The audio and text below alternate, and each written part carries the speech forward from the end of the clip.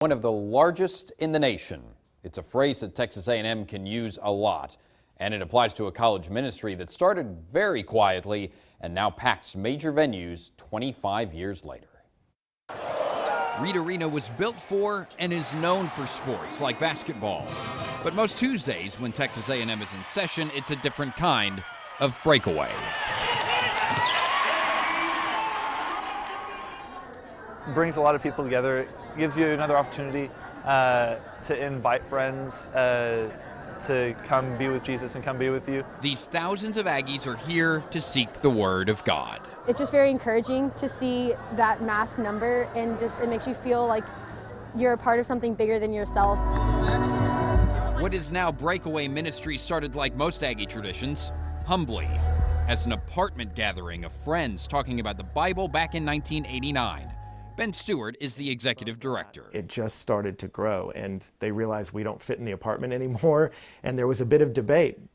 Some of them thought we're not supposed to grow. Others thought, let's just see what happens. Sometimes there's just one student, sometimes there's 13 in here. So yeah, so sorry you're rocking it solo. Today, Breakaway's offices alone are probably bigger than that 1989 apartment. They hopped from venue to venue over the years, bigger and bigger. And now, a quarter of a century later, Aggies are listening to Stewart and company in sporting venues. It's very life-changing.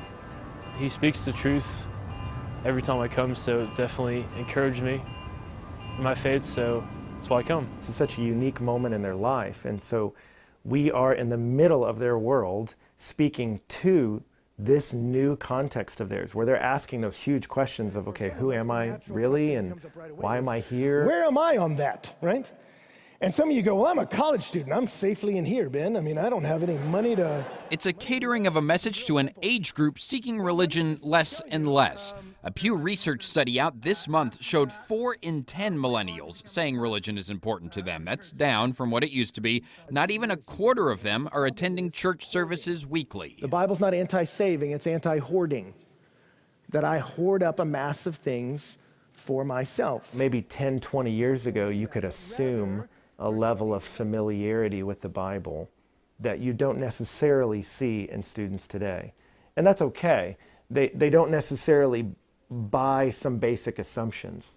So what I found in ministry is you have to address, what are your assumptions? Where do you think life started? What do you think success is? Howdy, and welcome to the Breakaway Podcast. Success for Breakaway going forward? While they always want a big gathering in a physical place, there is a digital reach they're looking to expand. We can start creating other venues and other places for students to sit in community and hear from us, and so I think that's part of where we're going.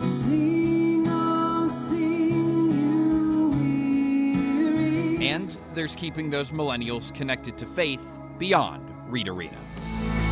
They need to hear people like me say, you need to be connected to the local church where you can be known and cared for and use your gifts to serve the common good. That we get to touch thousands of students' lives, and then they go out around the world. And so that makes College Station a pretty strategic place to do ministry, because we get to impact the globe right here from College Station, Texas.